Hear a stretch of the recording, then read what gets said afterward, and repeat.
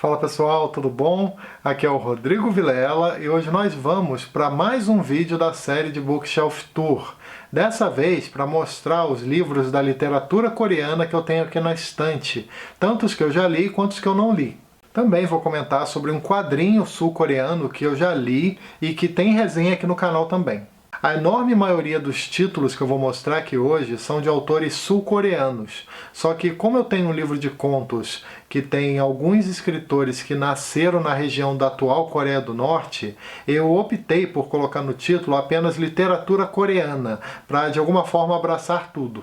O formato desse vídeo também vai seguir aquele padrão da série de Bookshelf Tour, em que eu vou mostrando cada um dos títulos aqui na mesa branca ao lado, enquanto faço alguns comentários sobre eles. Mas antes de começar, eu queria te pedir duas coisas. A primeira é para seguir o canal no Instagram. Eu tenho publicado bastante coisa por lá ultimamente, desde dicas de livros, listas, dicas de filmes. Eu também falo bastante sobre o que eu vou publicar por aqui no YouTube. Então dá uma passadinha lá, o link está aqui na descrição. Também quero te pedir para deixar uma curtida aqui embaixo, porque isso ajuda bastante o canal. Isso faz com que esse vídeo seja encontrado por mais pessoas. E aproveita também para se inscrever, caso ainda não tenha feito isso. Começando o vídeo de hoje, eu quero conversar com vocês sobre um clássico coreano chamado Contos da Tartaruga Dourada, escrito por Kim Si-seop e publicado pela editora Estação Liberdade com tradução de Yoon Young-in. Eu cheguei a ler esse livro em 2019 e me lembro que eu gostei bastante dele, principalmente pelo desafio de ser algo completamente novo para mim no que diz respeito à literatura asiática. Essa obra é considerada como o trabalho que fundou a prosa coreana. Ele foi escrito no século XV e também está muito conectado com o seu próprio tempo no que diz respeito aos assuntos abordados. Nós temos aqui pequenos contos fantásticos ambientados na Coreia, naquele tempo em que aquela nação ainda era composta apenas por um único território. São histórias que lembram lendas antigas, histórias com assombrações, com elementos sobrenaturais interferindo no mundo dos vivos, histórias de príncipes, de amor, de pessoas comuns entrando em contato com divindades e por aí vai. O livro também conta com sátiras para questões religiosas, questões políticas, ideológicas, coisas dessa época, como, por exemplo, o confronto de pensamentos que havia entre o pensamento budista e o confucionista. Eu acho que essa leitura é mais enriquecedora para quem já conhece algo da história da Coreia nesse período, o que não era o meu caso quando eu li e ainda não é até hoje, na verdade. Eu só conheço a história daquela região mais do século XX para frente. Só que, de qualquer maneira, vale muito a pena ler. Eu gostei bastante e recomendo. O livro nos mostra uma perspectiva de mundo bem diferente daquela que nós estamos acostumados.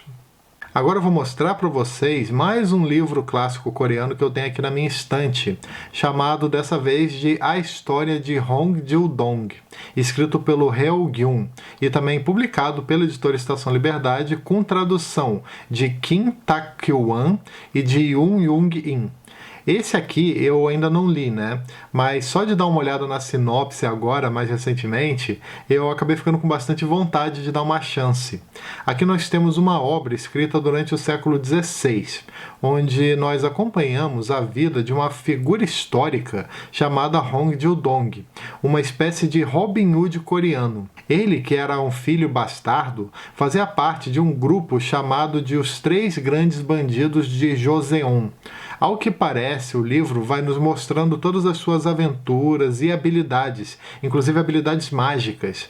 Também nos mostra ele enfrentando grandes inimigos e coisas assim. Parece bem legal, fiquei bastante curioso para ler. Pelo que eu andei pesquisando, esse personagem é bastante querido lá na Coreia. Ele já foi até adaptado, né, para inúmeras coisas, como filmes, séries, desenhos e até jogos de videogame.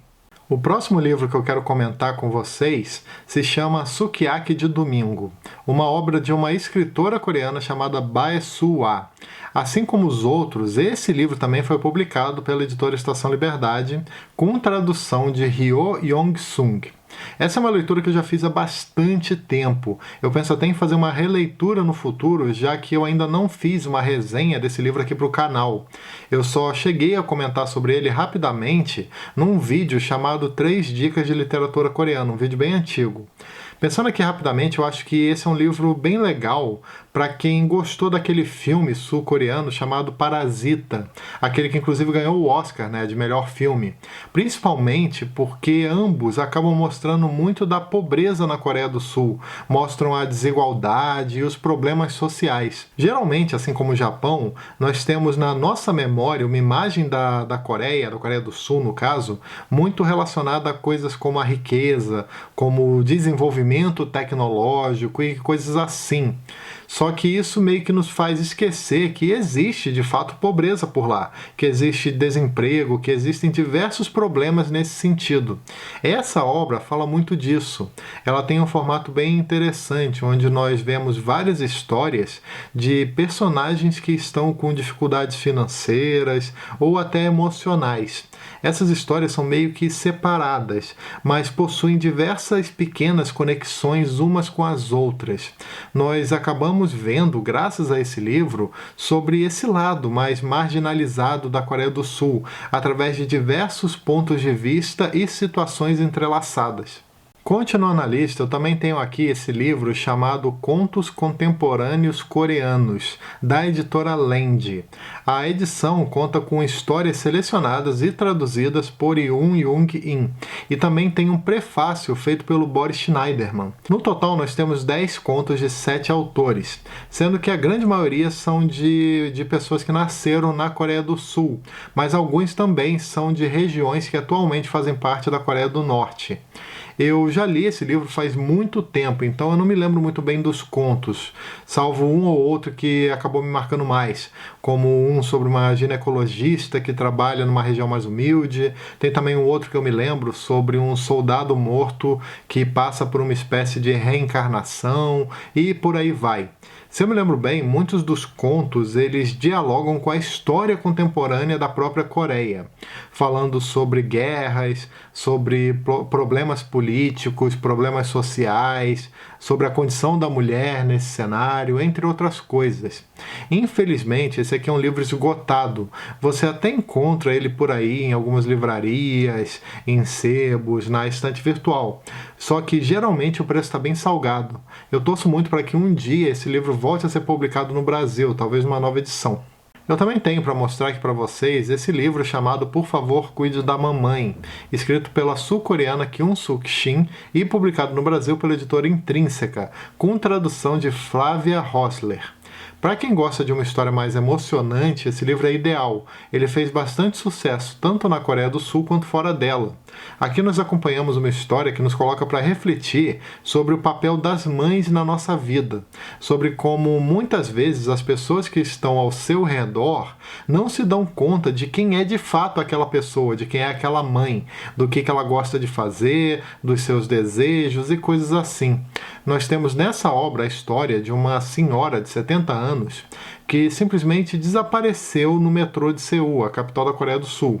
Isso enquanto ela estava indo visitar um dos seus filhos. Tudo gira em torno, então, tanto da busca por essa personagem, tentando descobrir o paradeiro dela, quanto também nas lembranças dos parentes sobre essa mesma pessoa, sobre essa mãe. É um livro muito interessante mesmo. Ele fala sobre o remorso, sobre o arrependimento, sobre medo e também sobre a dor provocada pela culpa. Um outro título que eu tenho para apresentar aqui hoje é esse chamado Flor Negra, escrito pelo Kim Young-ha, publicado pela editora Geração e com tradução de Ana Carolina Mesquita. Esse é um livro que eu já tenho há bastante tempo aqui na minha estante, mas acabou que eu nunca li, eu não sei porquê. Nele, pelo que eu vi, nós temos uma daquelas histórias relacionadas à imigração, à chegada de estrangeiros na América Latina. Sendo mais específico, o livro ele trata de uma história real, onde nós acompanhamos a chegada de mais de 1.000 coreanos no território mexicano, ali no início do século XX. Eles fugiram da sua terra natal por conta da ocupação japonesa na Coreia. Só que ao chegar no México, eles se veem numa situação bem complicada, onde são obrigados a trabalhar num regime praticamente de escravidão, enquanto vivenciam o caos provocado pela Revolução Mexicana.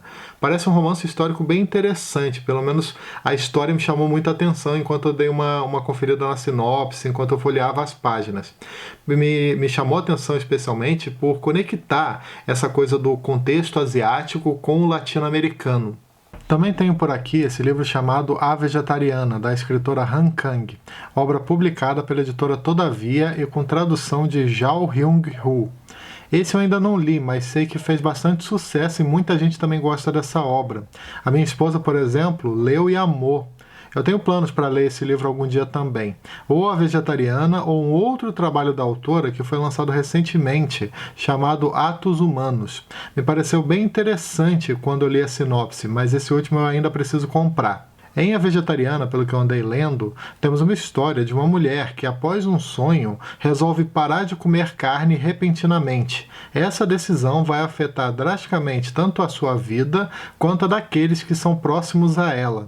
Dizem que essa é uma história que mexe muito com o bizarro, com coisas tensas, com o estranho e coisas desse tipo. Características que me deixam bastante curioso com o que eu vou encontrar no decorrer dessa leitura.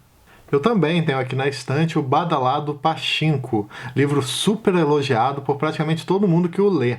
Esse aqui eu ganhei de presente do meu amigo Fábio, que é inscrito e apoiador aqui do canal.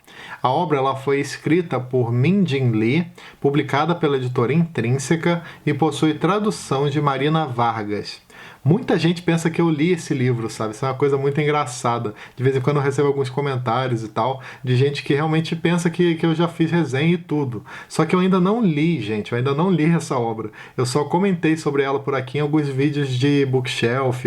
Provavelmente mostrei num Livros Novos na Estante. Então acho que muita gente acabou pensando, né, que eu já fiz resenha e tal. Procuram pela resenha e acabam não achando. Mas eu com certeza vou ler. Ainda esse ano eu faço essa leitura e trago uma resenha aqui para vocês. A história de Pachinko, pelo que eu andei olhando e tal, ela sempre me deixa muito curioso, porque ela mostra a relação dos coreanos com os japoneses. Ela parece falar muito dessa coisa da xenofobia, da vida do imigrante, isso através de várias gerações de coreanos que foram morar no Japão. Pelo que eu sei, essa obra fala muito também sobre aquela coisa do pertencimento, que é uma outra temática que me deixa bastante curioso também. Eu gosto bastante de livros, de obras, né, de modo geral. Eu gosto muito de obras que falam sobre isso, sobre essa coisa do pertencer, de você se identificar ou não com determinado local, de sentir ou não que pertence a ele.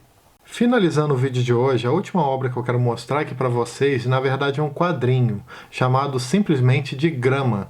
Ele foi escrito e desenhado pela artista sul-coreana Keun-Suk Gendry Kim. A publicação, por sua vez, foi feita pela editora Pipoque Nankin. Eu acho que eu posso dizer que Grama foi um dos grandes quadrinhos que eu tive a oportunidade de ler nos últimos tempos. Eu costumo colocar ele ao lado de obras como Persépolis, como Maus, como Solitário, do Chaboté, entre várias outras.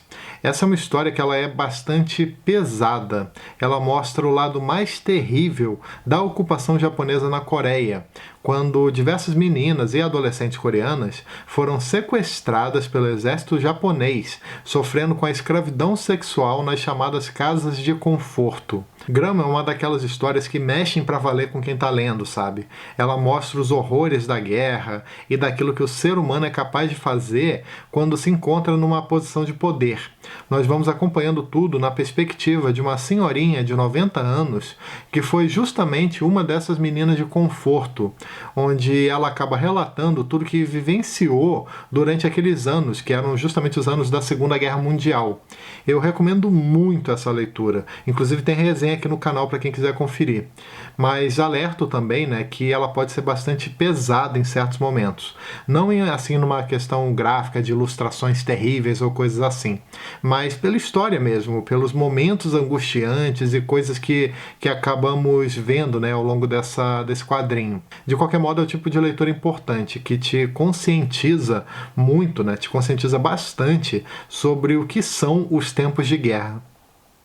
Bom, é isso, pessoal. Espero que vocês tenham gostado desse vídeo de hoje da série de Bookshelf Tour, onde, no caso, eu mostrei alguns títulos da literatura coreana.